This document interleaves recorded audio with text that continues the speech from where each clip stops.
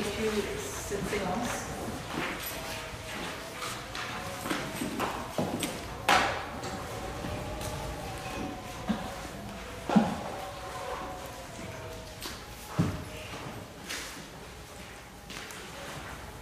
Lisa, je te laisse parler. Moi j'ai eu un mélange d'émotions durant toute la séance. Au début, c'était vraiment la joie, je trouvais ça sympa, on se discute après, on fait des ajustements. Vraiment l'histoire du feu, là, je l'ai retrouvée, c'est le truc de la joie de vivre. Et plus on avançait, plus je me disais c'est pas possible. La musique déjà pour moi c'était de l'électro, doum doum doum. Je sentais qu'il y a quelque chose qui montait, mais c'était et une colère incroyable. Mais pendant toute la séance, j'ai dû canaliser ça.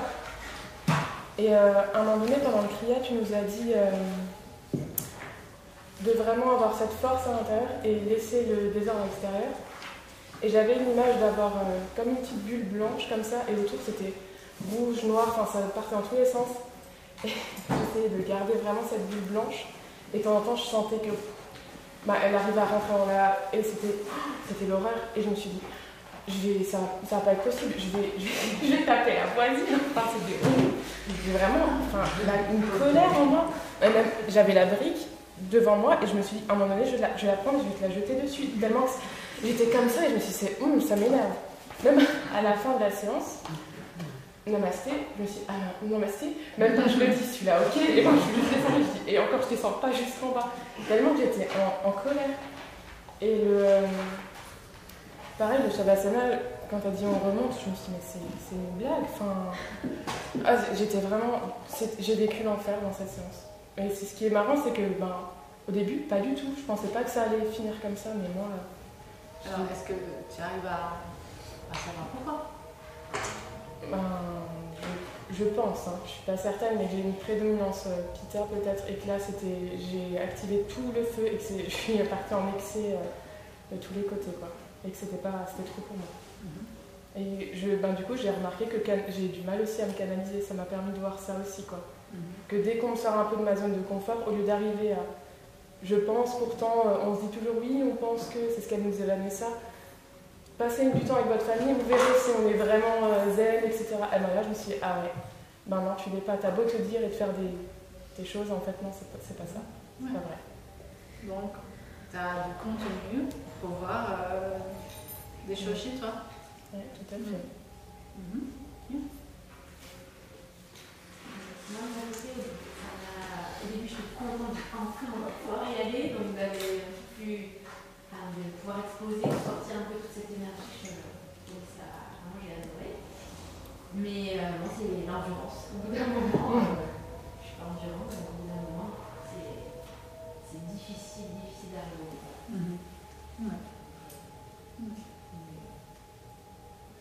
Je sens que ça, je te demande peut-être après, est-ce qu'on peut faire un combo des deux, voir est-ce qu'on peut faire du feu, mais après avec une grosse partie redescendre aussi pour... si c'est apaisé capable. Non, pas dans ce type de séance-là, mais... tu vas voir dans les séances. Voilà, moi, physiquement, j'ai beaucoup aimé la séance pendant la première partie. Et à un moment donné, ce qui a fait que j'ai pu moins l'aimer, donc si je l'aimais, c'est parce que elle avait ce côté un peu plus... un côté plus dansant et créatif que moi j'apprécie.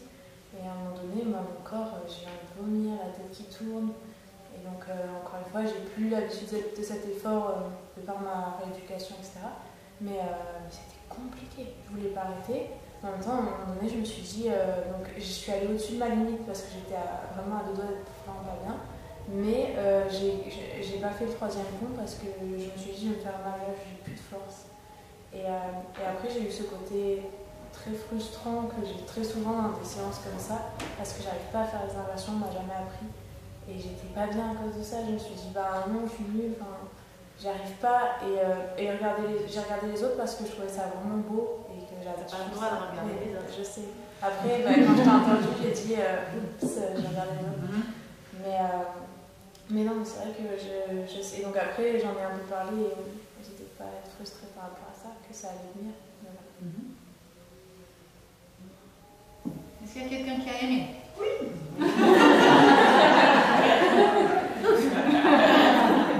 Alors, pour vous qui avez aimé, pourquoi? Ça m'a fait monter l'énergie. Alors, vas-y. Ça m'a fait monter l'énergie doucement, et ça m'a, à la fin, quand on a fait le dernier exercice sur la pincha, vraiment, je sentais toute l'énergie du bout de mes doigts jusque dans mes épaules, vraiment, et c'est comme si, je sais pas, mes bras étaient vraiment, toute mon attention était fixée sur mes bras, donc je ressentais vraiment toutes mes terminaisons nerveuses, c'était vraiment ça, je n'avais jamais expérimenté ça. Et du coup, j'étais dans la pincha et j'étais pas droite, j'étais cambrée en fait, parce que je me reposais presque dans cette posture, en fait, tellement mes bras étaient préparés, mes épaules étaient préparées pour ça. Et j'ai trouvé ça vraiment très intéressant, parce que moi j'étais un peu méfiante au début du cours, donc je ne suis pas allée à fond. Je me suis beaucoup préservée, et en fait je suis montée crescendo, et ça m'a permis d'apprécier beaucoup les cours. J'ai trouvé que j'avais beaucoup de moments de déséquilibre par contre, parce que c'était quand même très très puissant, donc j'aurais bien sur la Chandrasana, même sur la redescente avec enfant, souvent guerrier, je n'ai pas vraiment ma délicatesse. Voilà. Ok. Non, c'était très intéressant, je trouve ça super. Ok. Qui d'autre qui a aimé? Moi, je suis vraiment sortie de ma zone de confort. Je pense que j'ai pas tout fait bien. Mais comme toi, je suis pas partie fort parce que j'avais entendu que ça allait pour justement garder de l'endurance, enfin essayer. Et ouais, du coup, j'ai quand même réussi à apprécier quand même. Anaïs, t'avais quelque chose à dire? Même si physiquement, forcément, ça a été dur en plus par rapport à ma douleur et tout ça, mais j'ai ressenti vraiment beaucoup d'énergie, presque des larmes aux yeux tellement c'était fort et puissant, pas larmes de tristesse, mais vraiment de joie, de force, de puissance. Et en fait, j'ai senti que ça a réveillé peut-être Vita qui était un peu endormie ces derniers temps, et du coup, ça m'a réveillée. Vraiment, ça m'a.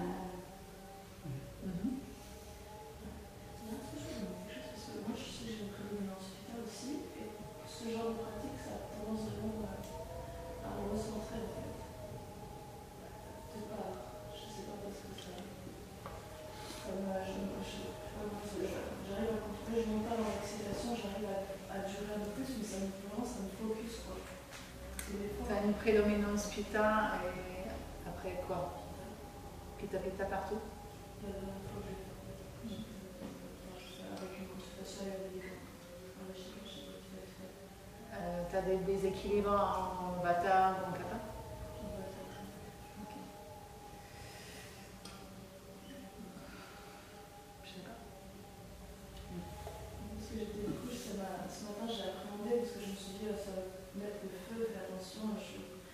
Je me suis quand même psychologiquement préparée parce que j'avais peur que ça m'énerve comme je disais ce que Mais sache que aussi la séance ce serait différent si le titre de la séance serait augmenter Pitta. Ça serait autre chose. Alors, oui, ça va réveiller Pitta, mais c'est pas le but de faire exploser Pitta. Même si c'est certain ça. Autre chose pour quelqu'un qui a aimé. Moi j'ai trouvé aussi le début, la danse du début, en fait, moi j'ai l'impression de revenir à la vie, quoi. Et du coup, quand après on a commencé le Namaskar, j'étais au taquet, et après ça m'a fait que monter. Enfin, moi j'ai adoré. Et par contre, j'ai remarqué que le Kriya, la première fois, du coup, t'as donné moins d'indications, donc là j'étais vraiment dedans. Et la deuxième fois, avec plus d'indications, j'étais moins dedans. Je me suis dit que, en fait, en tout cas pour moi, plus j'avais d'infos, moins ça marchait en fait. Il fallait que je sais pas, que j'ai un peu à l'instinct, quoi, je sais pas. Ça peut être aussi... plus mental, c'est décortiqué. Donc ça peut être un mental pita.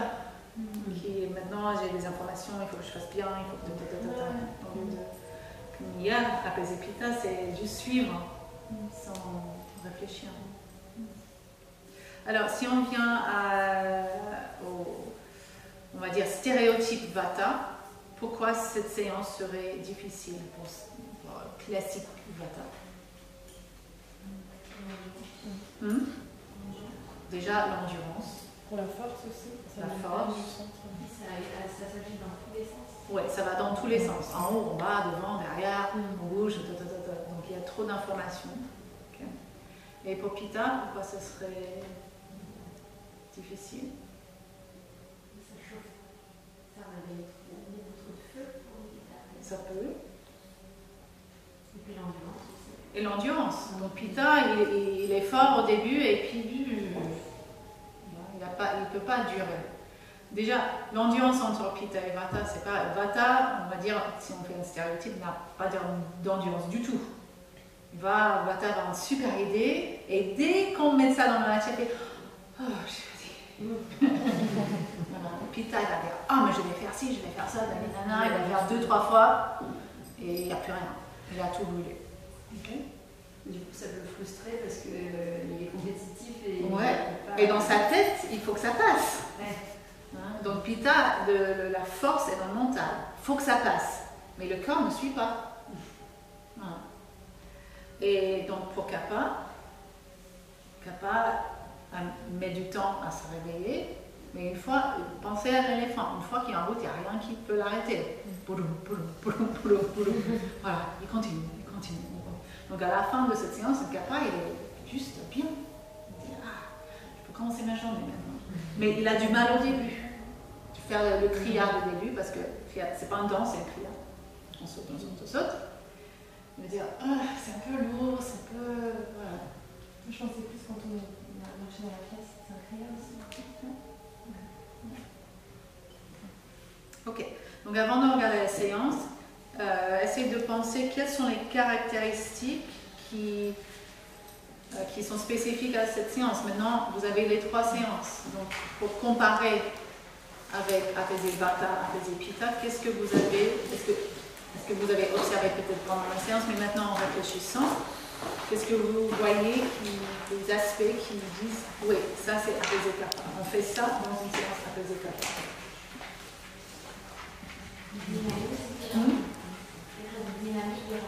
Dynamique rapide. Du coup, le début, il est direct, on y va, tandis que dans d'autres pratiques, on peut commencer à monter crescendo. Ouais. Direct, ça commence. Donc, qu'est-ce qui se passe en Kappa si on commence lentement, comme au début, on respire, il s'installe. Il est bien, il s'endort. Okay. Pas d'autre? Il y avait beaucoup d'interactions, j'encourageais beaucoup les interactions. Oui, donc pourquoi beaucoup d'interactions? Pour satisfaire Kappa, qui est dans le relationnel, qui a besoin de voir ses potes, besoin de toucher du monde.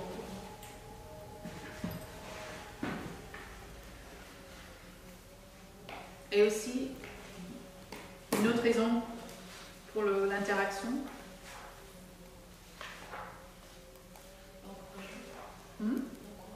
Encouragement. Okay. Quoi d'autre?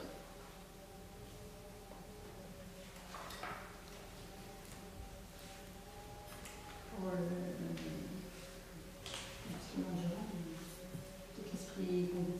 l'esprit compétitif. Ok, donc on veut réveiller l'esprit compétitif. Donc c'est pour ça qu'on met les tapis face à face, et on se regarde dans les yeux, hein, quand on fait les ponts. Et aussi, pour les petits ateliers, on va dire, c'est pour casser la routine. Donc, franchement, j'ai choisi des trucs aléatoires. Je dis, bon, on va s'arrêter là, on va faire un truc. Voilà. C'était pas important de faire ci ou de faire ça ou de faire ci. C'était juste pour casser la routine, pour que vous vous voyez entre vous, pour vous toucher, etc. C'était juste, ce qui m'a dirigé dans ça, c'était le temps, c'était le rythme. Voilà, ça aurait pu être n'importe quoi. Ok. Et quoi d'autre?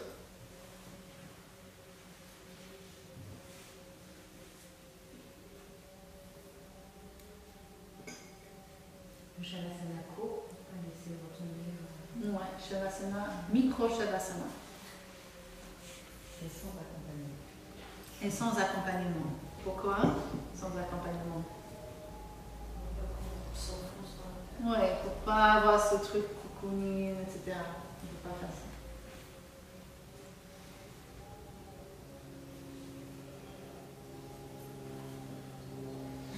Quoi d'autre? Au niveau de l'énergie, c'est pas vraiment en haut, en bas, derrière, devant, dans tous les sens. Ouais. On est parti dans toutes les directions. Debout, sur le dos, assis, sur les côtés, devant le tapis, en arrière. On bouge dans la salle. Beaucoup de mouvements. Et donc, qu'est-ce que ça fait? Comment est-ce que ça apaise Kappa?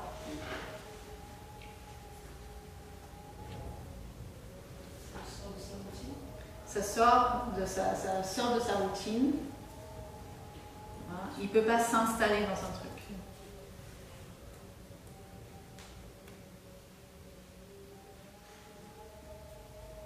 Quoi d'autre? Il y a eu 2 postures finales. Ouais, on a fait Pincha et après on a fait la charrue. Urdhva-dhanurasana? Ouais.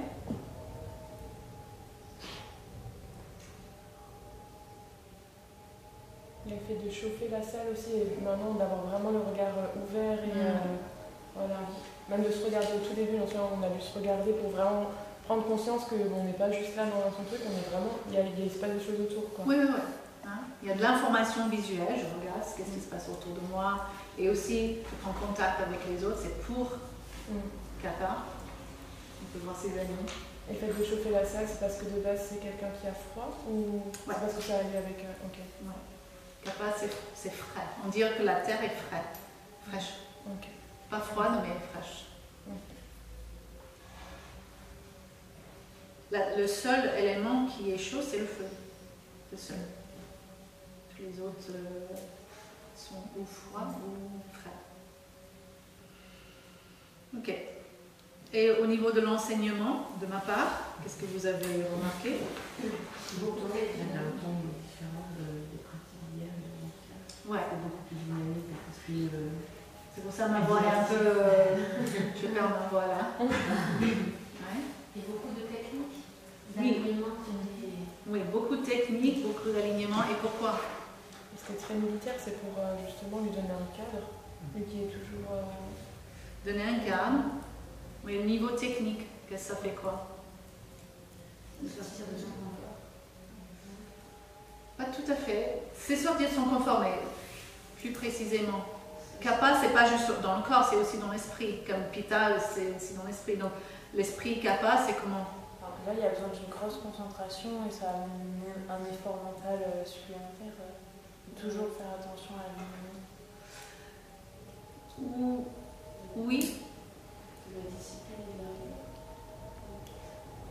Oui, Kappa peut avoir la discipline, c'est pas ça, mais c'est pour réveiller le mental. C'est juste pour donner de l'information à traiter, pour le réveiller.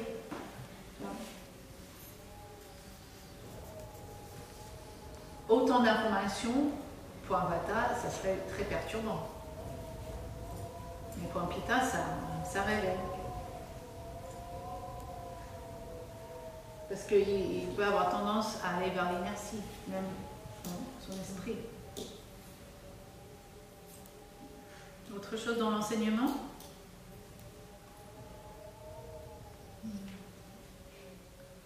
Donc la disposition, elle avait une importance là Oui, pour qu'on se regarde. Pour face à face. face à face, pour créer un peu de compétition. Vous avez un petit peu ça. Et aussi pour avoir le contact. Niveau un peu plus solaire et dans la joie. Et... Ouais. Plus beaucoup d'encouragement, plus genre point de garde. Ouais, beaucoup d'encouragement. Ouais. On y va, allez, on y va, on y va. Très bien. Donc, il y a militaire, mais le militaire, il faut qu'il soit aussi sympa quelque part. Ça ne peut pas être complètement militaire, sinon ça va déprimer le gamin. Il ne va pas être bien. Et c'est aussi parler tout le temps. Donc, maintenant, à travers ces 3 séances, quelles sont les implications pour vous, non seulement en tant que quelqu'un qui pratique le yoga, mais quelqu'un qui est sur la voie du yoga et en plus sur la voie de la transmission du vinyasa?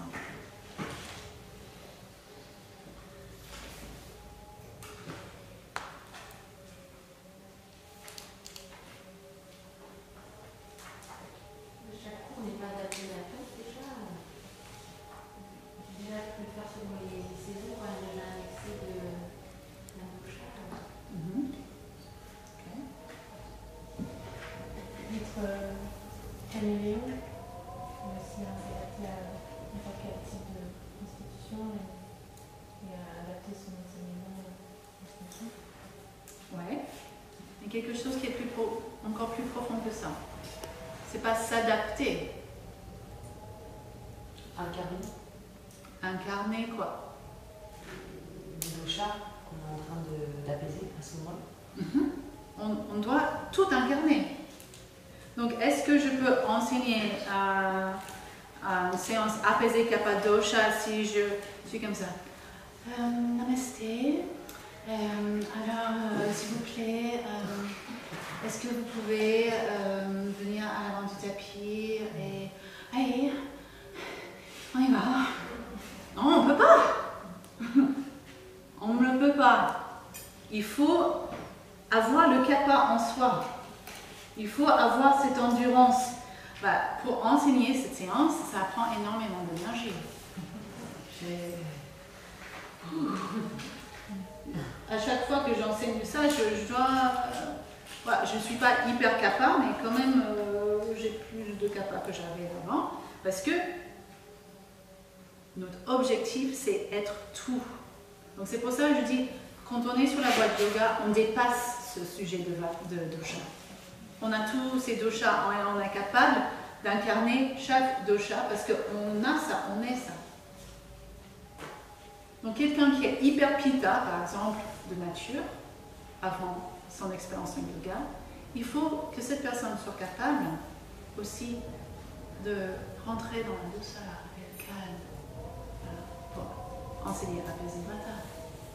Il faut que cette personne ait fait l'expérience de vata dans sa vie et savoir comment l'apaiser et comment être en équilibre. Donc c'est pas s'adapter, c'est être toutes ces choses. Donc on veut déjà, notre objectif c'est d'adorer chaque séance. On fait apaiser le vata, on dit ah ouais j'adore. On fait apaiser kappa, oh j'adore. Apaiser pitta, ah c'est super. On est bien avec tout. Et si ce n'est pas le cas, il y a du travail à faire.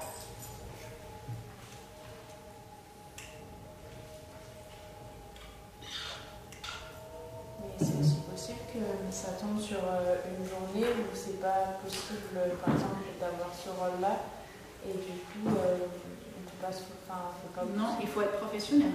Ah oui, si, d'accord. C'est ton métier. Ouais. Donc, dans ton métier, déjà dans ta vie personnelle, il faut que tu fasses le chemin pour incarner tout ça. Et pour pouvoir avoir accès à n'importe quel instant. On ne dit pas, oh, je ne sais pas. Non. Non. Les gens, ils payent pour être là. Donc, il faut donner le truc. Donc, ça dépasse aussi juste ce côté professionnel. Mais ça, c'est notre rôle. Si c'est notre vocation de faire ça et de vivre ça, on a l'obligation de faire ça.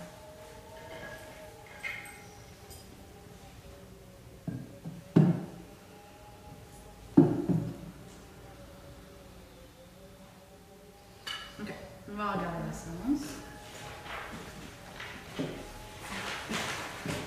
Je sais pas si j'ai utilisé les éléments.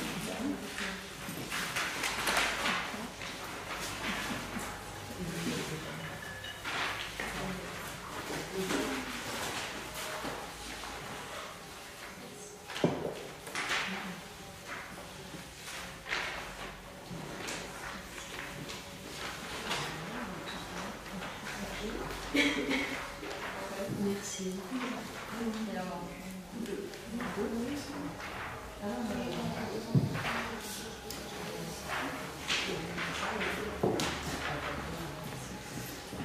Ok, donc les dessins, ce sont pas mes dessins.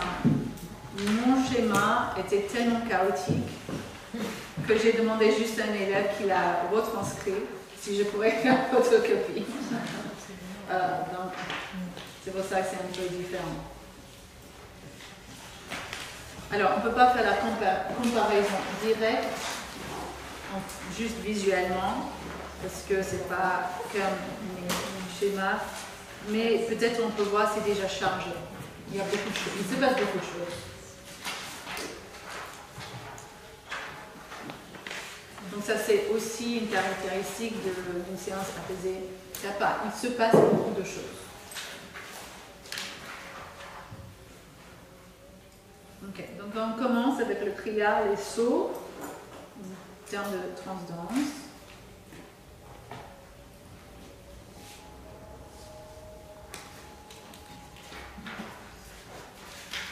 Okay. Donc à côté, elle a marqué core, qui est le centre, voilà, dans l'asana.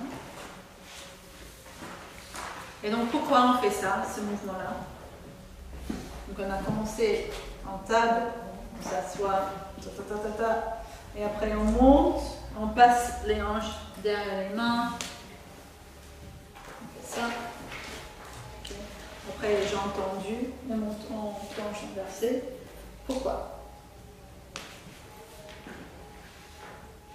Activation manipura, et là on mobilise vraiment tout. Je veux dire, même dans les poignets, est-ce qu'on va avoir besoin pour la suite après d'être plus mobile aussi? Non. Non.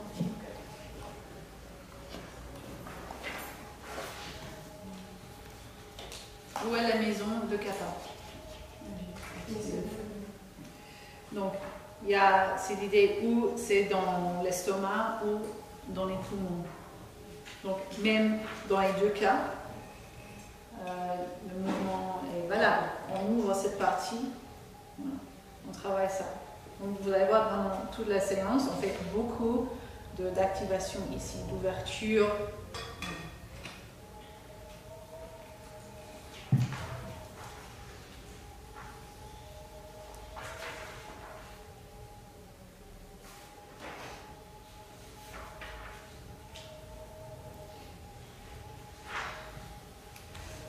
Après, Navasana Variations, je ne sais pas ce qu'elle a écrit là. Terne montée, je ne sais pas ce que ça veut dire, pourquoi il y a droite et gauche. Désolée, d'accord, je ne sais pas ce que c'est. Ah, ok, non, je n'ai pas fait attention à ça. Mais donc, première variation, c'était je me fléchis, on fait 3 cycles, on vient en tailleur. Après, change en mouvement. Et après ça, c'était quoi le deuxième niveau? Jambes tendues. Donc on monte, on monte. Inspirez, expirez. On revient, je me fléchis. Inspirez, expirez 3 fois. Et troisième variation, c'était les mains contre les cuisses, ça m'a envoyé et on se balance. Ça, on a fait combien de fois? On a fait combien de fois les derniers? 3.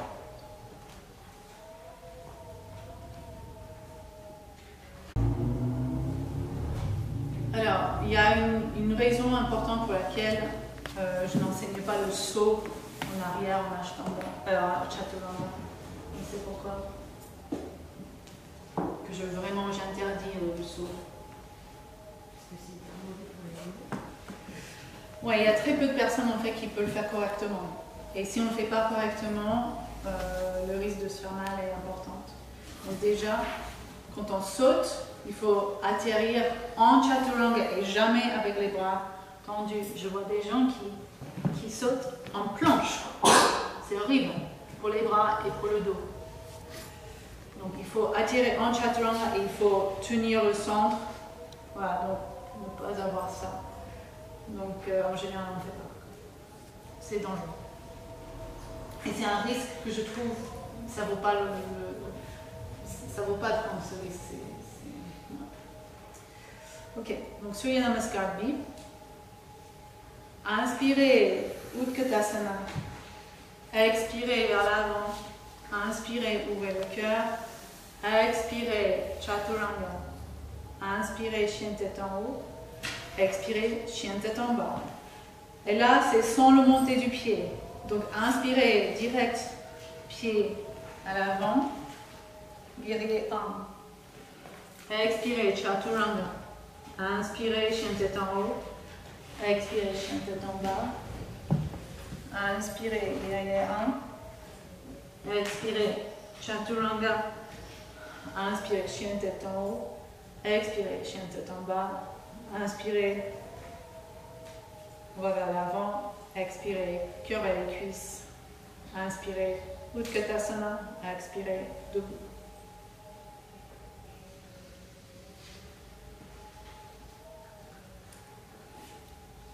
Alors, combien de fois on le fait?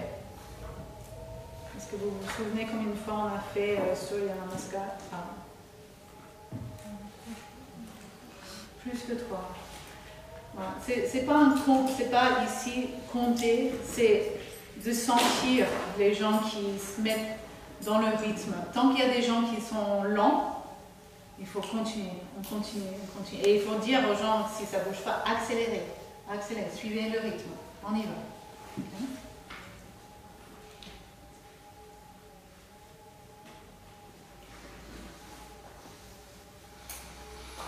Surya Namaskar B, je pense qu'on a fait 3 cycles seulement.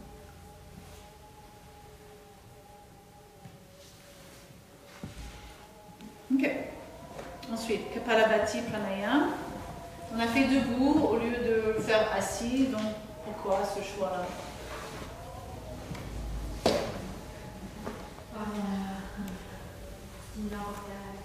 Ouais, pour ne pas s'installer, pour ne pas aller vers un terre, rester plutôt debout.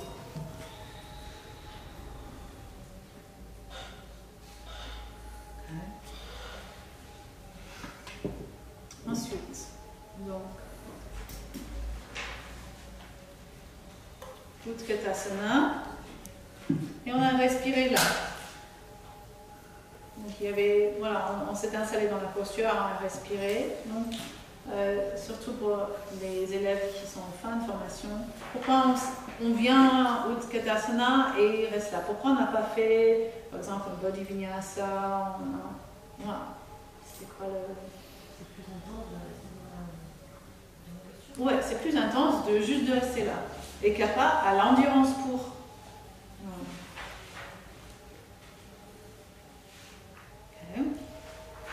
Ensuite, Connecting Vinyasa, ou Plank Push-Ups. Donc, on a fait les pompes, ce premier cycle, en demi-planche. J'ai proposé 5, mais vous pouvez proposer plus. 9, 12.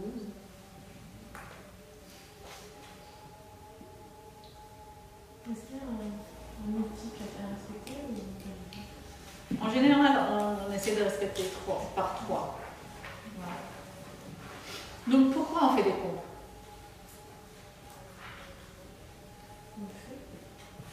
Donc il y a le feu, et il y a quoi d'autre? Renforcer. Préparer les bras pour la suite du rallye. Ok. Et quelle est la maison de Kappa? Poumon. Ouais, voilà. Ici on dit poumon, donc les bras, ça fait partie de tout ce qui est là, c'est Anahata Chakra. Donc Anahata, poumon, voilà. Du coup, c'est Vanessa, elle nous a pas dit, elle nous a dit en fait c'est pas poumon. Donc Ouais. pour toi c'est poumon. Poumon ou estomac. Je n'ai pas d'idée fixe. Mais cette séance répond aux deux. Oui, d'accord.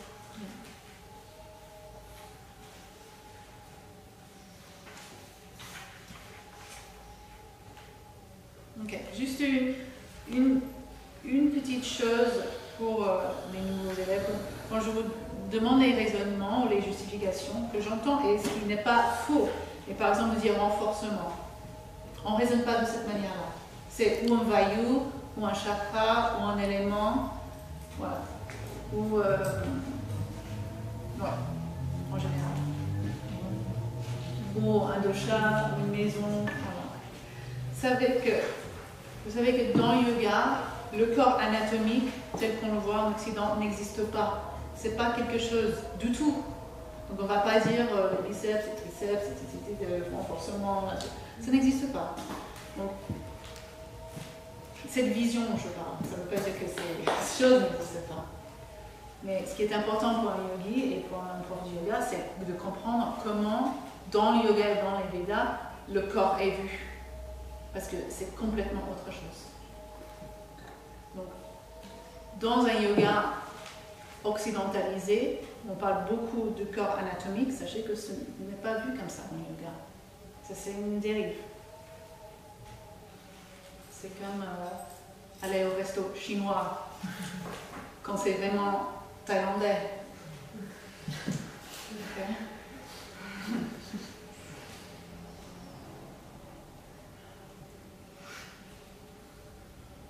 Okay.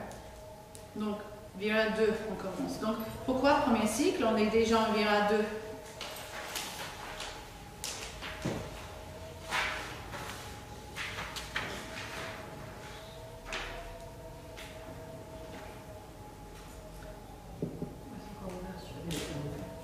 Ouverture, ok.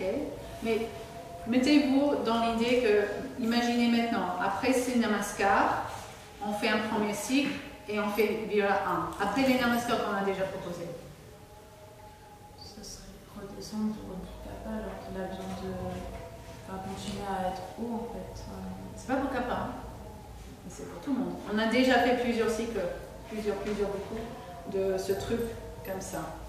Et donc ça ne rajoute pas grand chose si on fait un cycle du guerrier 1, ça fait rien. En fait, c'est très. Enfin, cette constatation, c'est un peu à chaque fois que tu as un guerrier 1 dans le Namaskar, non? À partir du moment où tu as un guerrier 1 dans le Namaskar, tu risques pas forcément un cycle dans le Namaskar. Regarde les anciens sciences, si je fais Oui, tu fais une variation. une autre variation où il faut trouver une manière de le rendre plus difficile ou plus complexe. Ou... Ouais. Ok, donc il y a 2. Il y a inversé. Donc, quel est l'avantage du guerrier inversé dans cette séance? Ça ouvre la poitrine. Ok. Et Uttita Parsva Konasana. Pourquoi?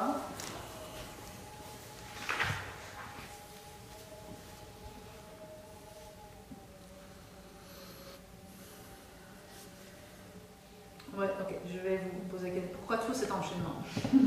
Uttita Parsva Konasana, Trikonasana, Chandrasana. Parce que ça ouvre son intériorité, non? Ouais. On prend l'énergie, on en ramène, ensuite on expand, on en ramène. Bah, c'est déjà dans le choix de faire Famille Guerrier 2. Une fois qu'on a posé Famille Guerrier 2, on a peu de choix dans ce qu'on peut proposer. Il y a des choses qui sont obligatoires. Donc, Famille Guerrier 2, il va y avoir forcément un guerrier inversé. Okay? Dans toutes les séances. Si on a un guerrier 2, il va y avoir un guerrier inversé. Et là, on est resté parce qu'on est incapable. Voilà. Mais maintenant, c'est juste de tout proposer en fait, d'avoir plusieurs options. Uttita Parsva Konasana et Trikonasana et Ardha Chandrasana. On ne pose pas toutes les postures forcément tout le temps ensemble. Mais là, on veut charger un petit peu, on va tout mettre. Et là, aujourd'hui, on a fait guerrier inversé Utthita Parso Konasana. Je vous ai fait un deuxième guerrier inversé avant Trikonasana, mais c'est pas obligé. On aurait pu être là et juste monter en Utthita Trikonasana. Mais je voulais rajouter encore un mouvement. Okay. Ensuite, Ardha Chandrasana, pourquoi?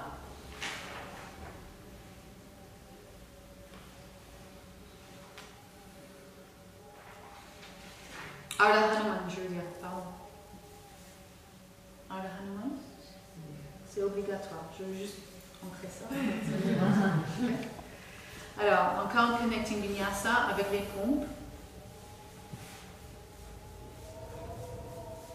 Donc, je vous ai fait vérifier les demi-planches des personnes à côté de Mira, je suis désolée, je te coupe, mais du coup, ce que tu disais, l'enchaînement, pas obligatoire, mais l'enchaînement que tu fais, l'enchaînement phallique à les deux, ouais. il va jusque la Ardha Chandrasana.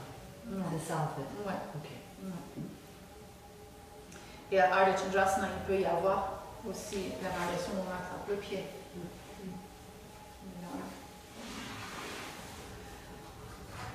Ok, donc qu'est-ce que ça faisait de vérifier les gens à côté de vous dans leur planche, demi-planche?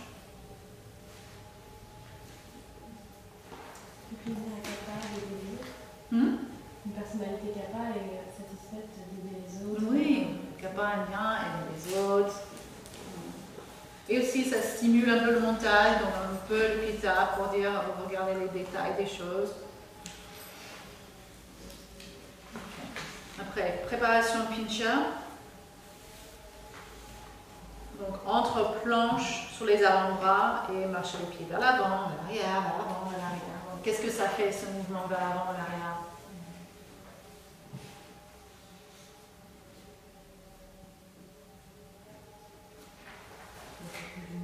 Oui, ça fait du mouvement.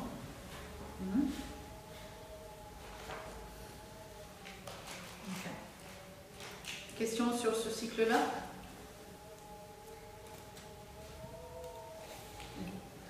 Ensuite, Agni Kriya. En fait, on va voir ça dans le module feu, mais il y a beaucoup de Agni Kriya. Agni, c'est le feu, donc il y a beaucoup de Kriya qui remontent le feu. Donc, juste savoir qu'il n'y a pas que ça qu'on a fait. Donc, les sauts en fonte. Donc, quelles sont les actions principales quand vous enseignez ça et quand vous pratiquez, quelles sont les choses qu'il faut voir chez les gens et en vous quand vous le faites?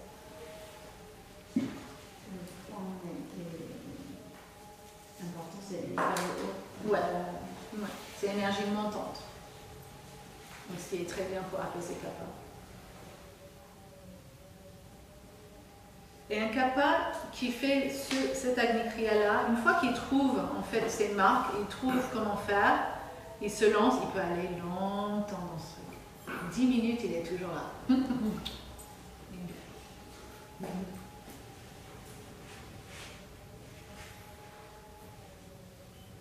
Pitta, il voit le truc, il dit je vais le faire. Et 20 secondes après, il dit merde. Et Vata, il regarde le truc et dit non, jamais. C'est pas possible.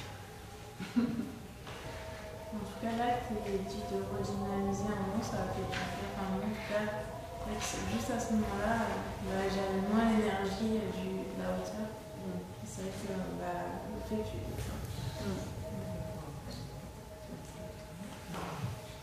Ok. Ensuite, prochain cycle. Donc, Parivrita Utkatasana, torsion. Donc, les torsions sont intéressantes parce qu'en général, les torsions sont bien pour Samana Vayu, donc cette torsion d'ensemble, et ensuite pour Pranavayu, donc le cœur, cette ouverture du cœur. Donc, ce qui est bien dans l'ouverture de la poitrine. Après, les pompes, cette fois-ci en planche. Ok, donc on est allé vers croissant de lune, mais vous avez remarqué peut-être qu'on est monté en croissant de lune différemment qu'hier soir. Donc la différence c'était vers l'avant. Qu'est-ce que ça fait dans la sensation? Pourquoi on n'a pas déroulé la colonne vertébrale? Parce que ça ouvre. Plus que ça? Hein? Non. Plus de mouvement. Qu'est-ce qu'on a dit ce matin? Je lunaire vers le solaire, c'est pas ça? Ouais, c'est plus droit, c'est plus pita. Ça, ce n'est pas. Ça, c'est. Voilà, c'est lourd. Donc, c'est plus droit. Donc, on réveille ce pita avec ce geste. Donc, voyez comment la même posture, amenée différemment, change. Change l'aspect, change l'énergie. C'est pour ça, on ne peut pas dire cette posture, c'est pour ça. C'est pas possible. Ok. Donc, 3 cycles où à chaque fois qu'on inspire, on ouvre un peu plus. Expirez, vira 3. On a fait un petit atelier pour les hanches. Donc, pour sortir de vira 3, comment on fait? Plier la jambe d'appui, ensuite revenir en croissant de lune. Ok. Et maintenant, pour faire la transition pour Parsvottanasana, qu'est-ce qu'on a fait?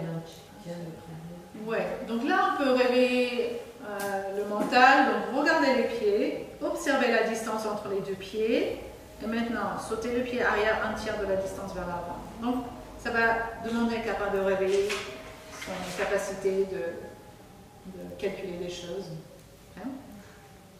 Après, les mains sur les hanches, alignez les hanches à l'avant du tapis. Ensuite, entrelacez les doigts dans le dos. Inspirez, tendez les coudes, ouvrez le cœur. Expirez, cœur vers le bas.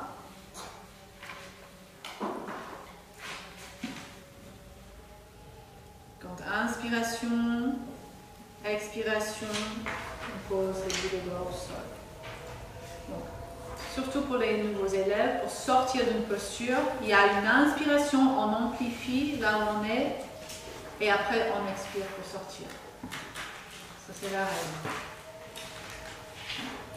Après, Parivrtta Trikonasana, on a regardé surtout l'alignement du bras, mais ce n'est pas pour cette séance. C'est parce que, 1, j'ai observé ce problème, et 2, ça vous donnait quelque chose à faire. Observez cette chose. Et ensuite, Parivrtta Ardha Chandrasana. Et ce qui n'est pas noté là, dans le schéma, c'est qu'on est sorti de là. Donc, à inspirer, à expirer, bout des doigts au sol, on est allé vers Hanumanasana, mais debout. On a fait 3 cycles là. Et après, fente. Je vais rajouter. Encore Connecting Vinyasa, pompe. On fait les deux côtés. Oh pardon, il y a Hanumanasana.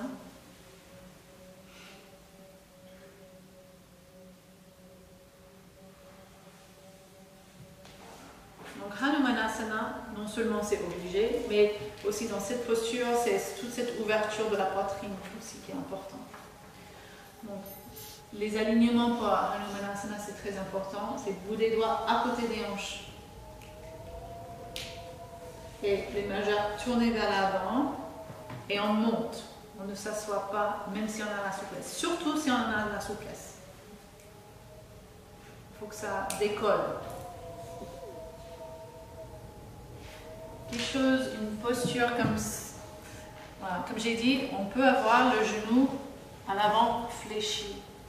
Il n'y a pas de problème pour descendre. On ne veut pas ça avec on ne touche pas la terre, je ne veux pas avoir ça.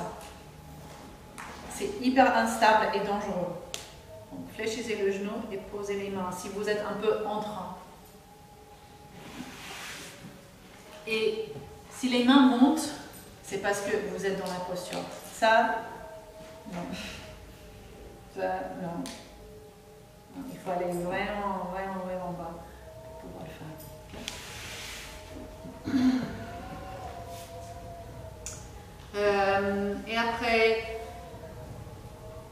Pincha, préparation, des petits sauts.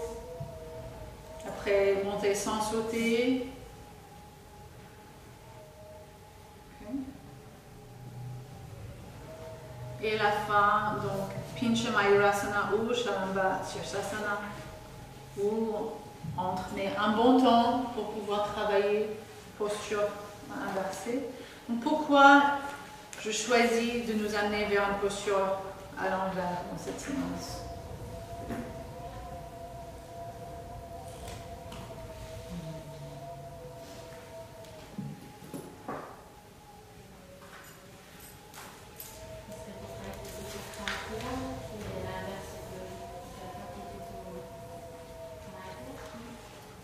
Pas mal.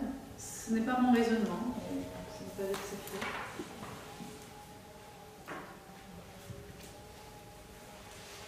Bah, c'est sortir de la routine. On est la plupart du temps avec, voilà, comme ça, avec la tête plus haut.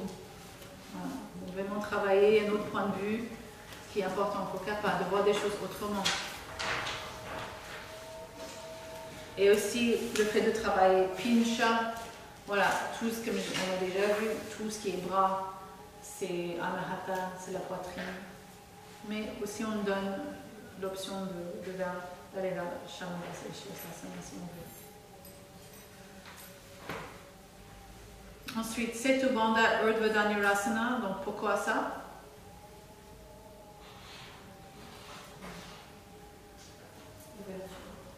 Deux. Ouais, ouverture de la poitrine, ça peut être aussi ouverture de l'estomac.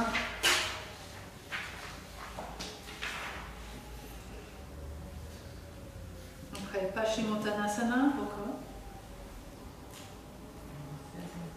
Oui, il faut toujours refermer quand même. On ne peut pas être complètement ouvert à la fin.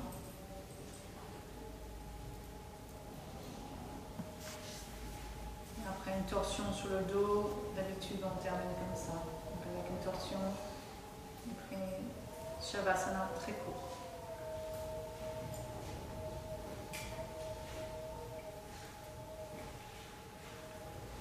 Est-ce qu'il y a des questions? Il n'y a pas la trilogie. C'est parce qu'il y a beaucoup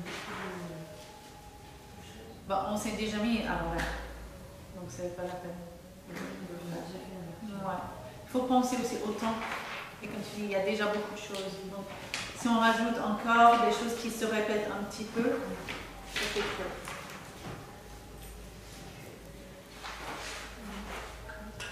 J'ai pas compris le pranayama exactement comment il fallait faire. De Kapalabhati. Oui. Donc on fait une grande inspiration, on vide, on creuse le ventre. Et à partir du ventre creux, on commence à pomper, c'est comme ça aspire un petit peu, et on force une expiration par le nez. Et on n'inspire pas, c'est que les expirations. C'est parce qu'il y a une sorte d'aspiration qui se fait, qui fait qu'on inspire, mais on ne cherche pas à inspirer. C'est juste.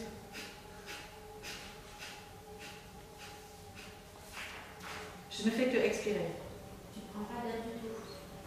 L'air rentre, mais je ne fais pas d'action pour que ça rentre. Ça fait tout seul. C'est juste quand je relâche le ventre que l'air est inspiré. Donc la seule action c'est contraction, contraction. Et contraction, relâche. Et c'est dans le relâchement où l'aspiration se fait. Et je ne cherche pas l'inspiration. Ça se fait tout seul.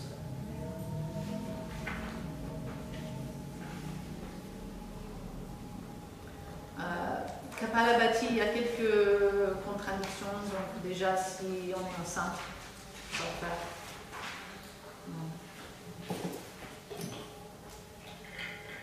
Si on a trop de vata, d'habitude on ne le fait pas parce que c'est désagréable.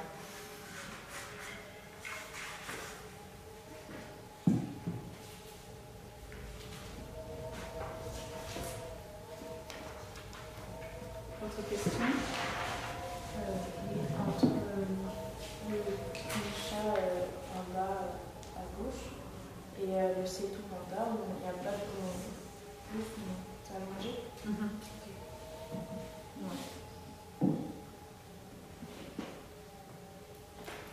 Dans cette séance, il y a un peu plus de... On fait des transitions. On change d'une posture à une autre sans une transition guidée. Donc, hier, j'ai dit tout est guidé, mais ça non. Parce que ça crée une petite ouverture de quelque chose. Kappa, il aime bien quand tout soit cool et guidé, il n'a pas à penser, juste... Et donc on crée un truc où il faut qu'il se décide par lui-même. Comment je vais aller de là à là. Et des fois aussi tu dis aller chercher, et donc au final c'est un peu comme on a envie d'aller dans le tu ouais.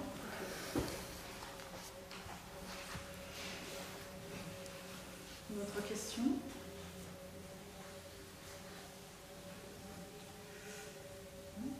Ok, donc vos devoirs, avant qu'on se revoie, c'est de connaître ces 3 séances. Dans votre corps, pas dans la tête. Il faut pratiquer. Il faut que ça rentre dans les cellules. Donc en ce moment, dans mes cours sur Zoom, on travaille beaucoup, c'est la saison, on apaise Vata. Et il y a beaucoup de terre. Donc si déjà, j'aimerais que vous preniez mes cours sur Zoom.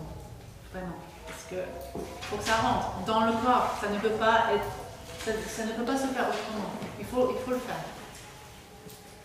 Et là, on fait beaucoup de terre, donc ça va vous bien préparer pour le module terre. Ça va venir aussi. Donc, apaiser Vata et beaucoup de séances terre en ce moment. Après, on va basculer vers apaiser Kappadosha. Et ouverture du cœur et autre chose. Ok, donc il faut connaître ces séances.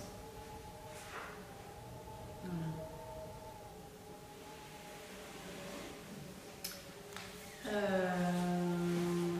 heure il est?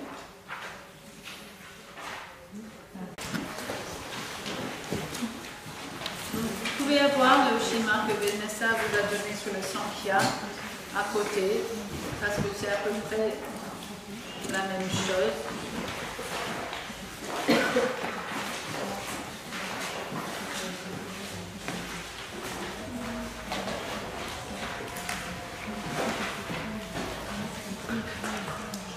Donc on regarde le Sankhya. Il y a quelques variations sur le Sankhya. Donc Sankhya, c'est une manière de compter les aspects de l'existence. Comme Vanessa a dit, il y a 6 manières différentes de 6 voies, 6 visions. Du coup, on ne rentre pas aussi. Hein? On le rentre. Ah, merci. Pardon. Revenez à la page 25.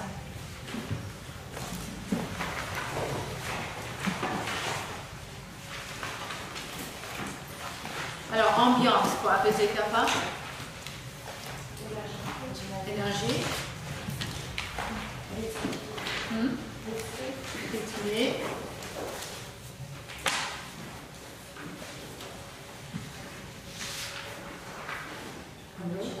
Motivant.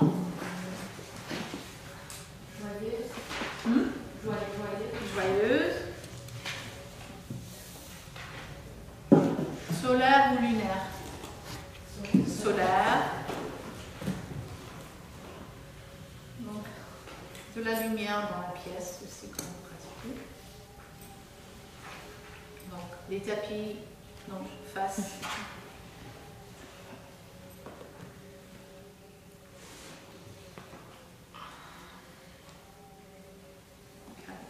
Musique. Rythmée. Rapide. Entraînante. Légère. Qui pulse. Pour les kriyas surtout. mots-clés dans l'instruction. Allez, on y va. C'est très bien.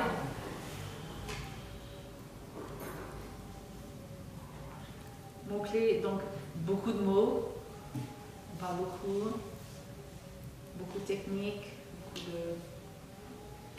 beaucoup de détails.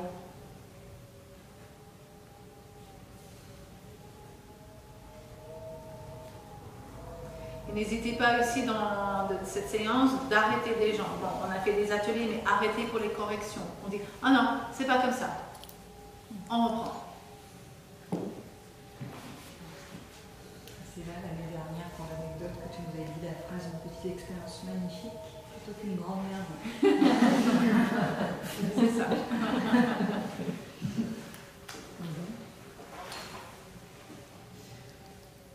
Direction, donc des vailloux.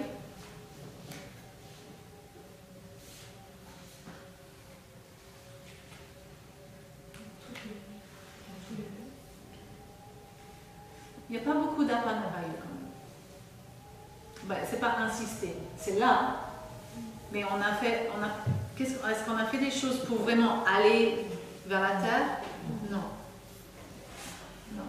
Mais là, il y a beaucoup de Udana vailloux. Ça monte, ça monte, ça monte. Beaucoup de prana, ouvre le cœur, expansion, viana. Il y a aussi samana en faisant toutes les contractions dans le centre, dans les bras.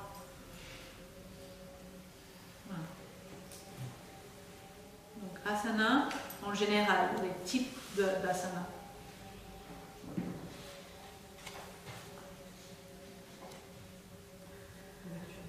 Ouverture du cœur. On peut marquer nombreux. On peut marquer nombreux parce que...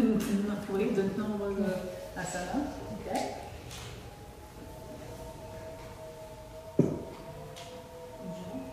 Endurant. Voilà. Expansion aussi.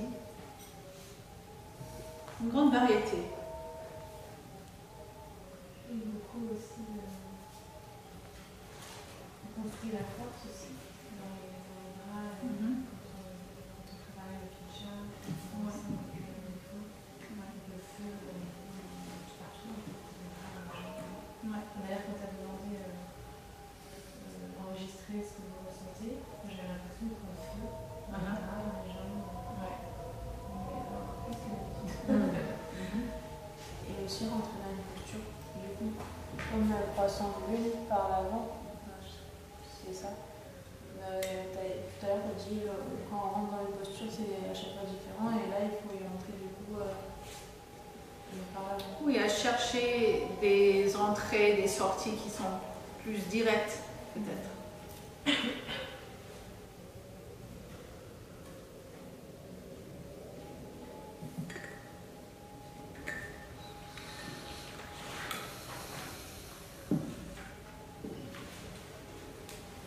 Ok, c'est bon.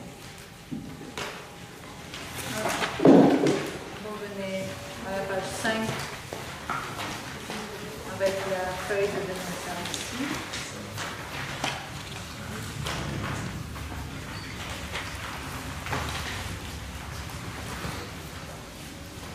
Alors, les tattvas. Tattvas, on s'inscrit sur les principes, réalité et vérité.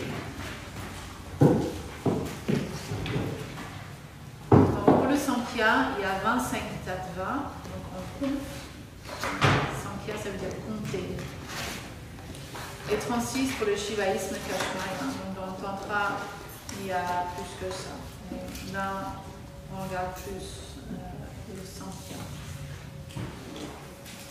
Donc, quand vous commencez à creuser dans les Védas, vous allez peut-être arriver à un moment où vous vous dites mais je ne comprends pas parce que ça dit ça, mais un autre ça dit ça, mais voilà, ou comment il y a des choses qui sont contradictoires. Et non, en fait. C'est juste une autre manière de voir l'existence. Ça veut dire que ces choses coexistent de notre angle. Donc, notre point de vue sur l'espace, depuis la Terre, c'est un certain point de vue. Mais c'est une réalité comme on voit l'espace d'ici. Mais si on monte, on va sur la Lune, on voit l'espace autrement. Donc là, on voit la lumière. Mais si on va sur la Lune, peut-être les nuages, et voilà, on va voir autre chose.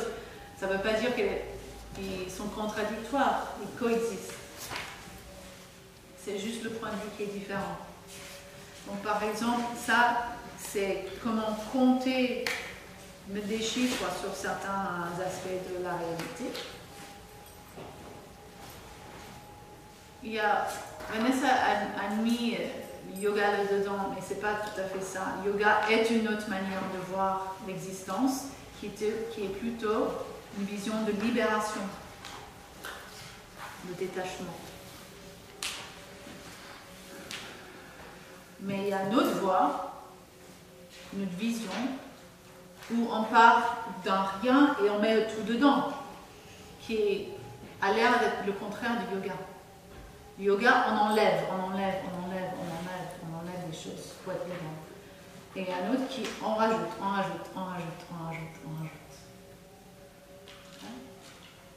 Le tantra, c'est une autre voie, qui est encore une autre vision.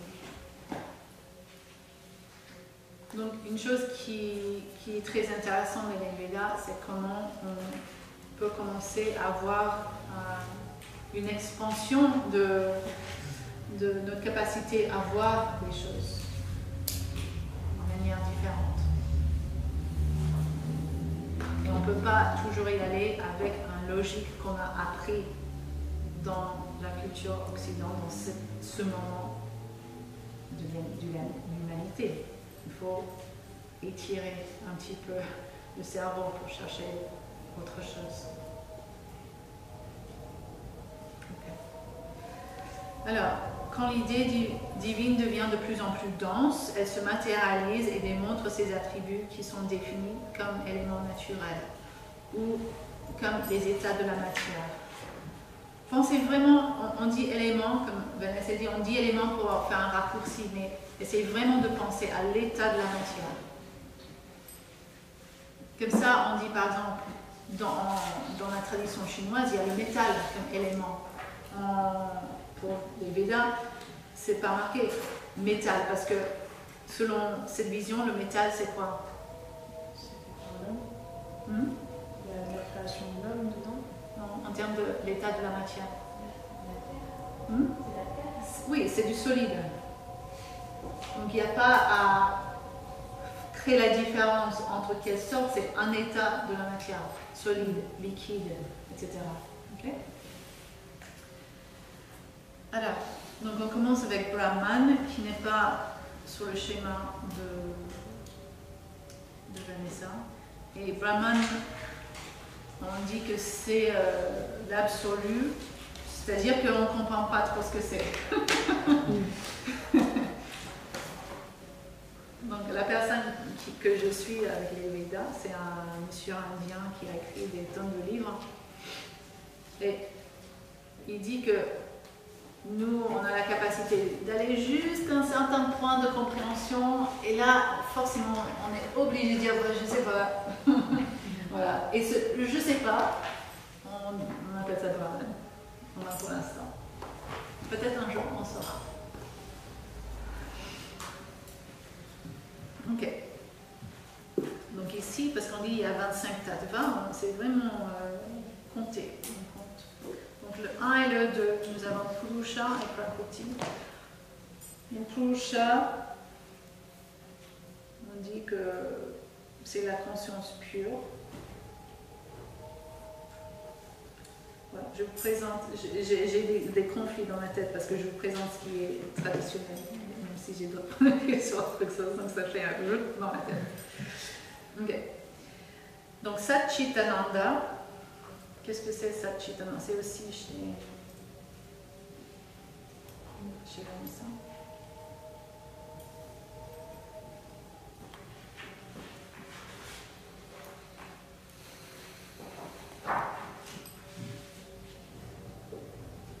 Donc je vous donne un petit devoir pour vous.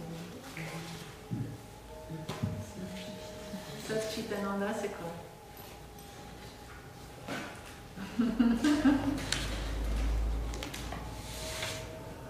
Non, pas beaucoup. Ouais, béatitude. Ouais. Sat. Je pense sattva. Donc Ananda, béatitude. Chit, c'est les pensées. Sat.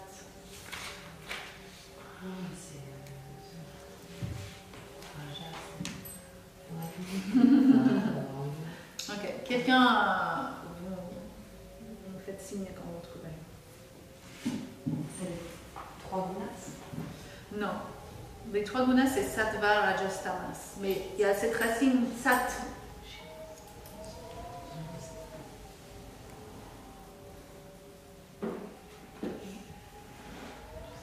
C'est pas équilibre.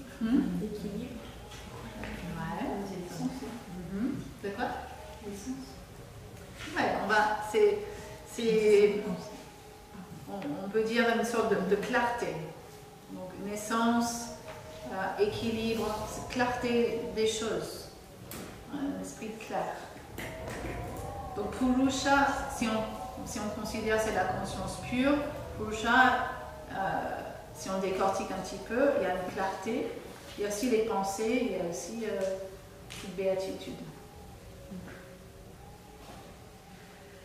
Numéro 2, c'est Prakriti, qui n'est pas Prakriti, qui est la constitution naturelle dans l'Ayurveda. Prakriti, c'est le Shakti. C'est qu'est-ce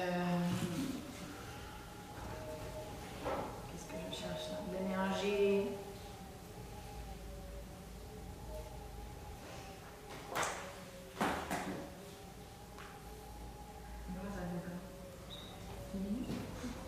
Ouais, c'est un aspect féminin, mais l'énergie, c'est l'énergie blablabla.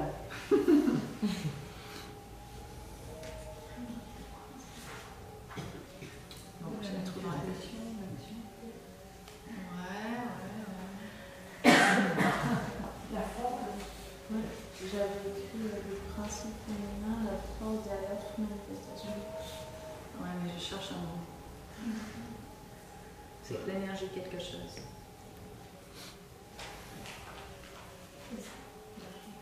C'est pas l'énergie primordiale? Oui.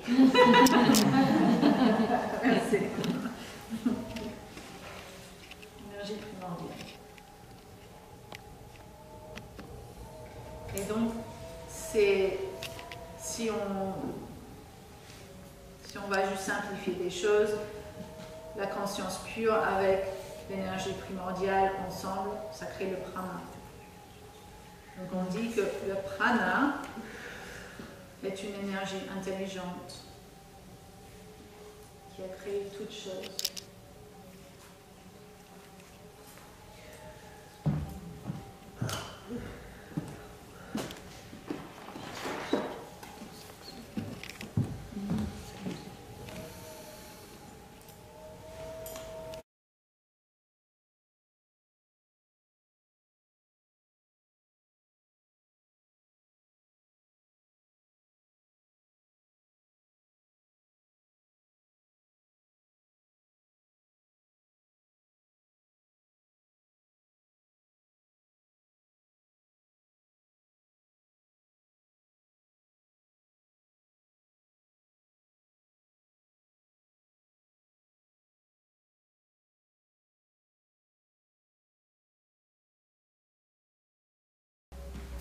De l'existence. De tout ce qui existe, comment ça fonctionne, qui a décidé ça, qui a eu ce plan. C'est au niveau de Mahat, qui est plus dense. Voilà, on va du plus subtil au plus dense. Donc, prana, c'est l'intelligence qui est le moteur, l'énergie nécessaire pour avoir cette intelligence cosmique qui a le plan.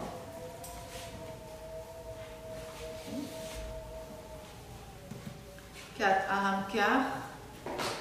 Chez elle a marqué Ahamkar. Ahamkar, c'est le sens du moi.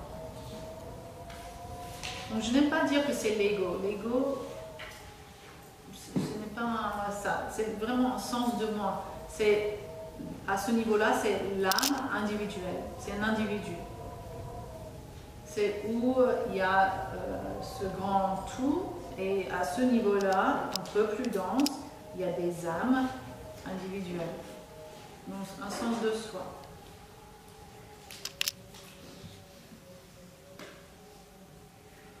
L'ego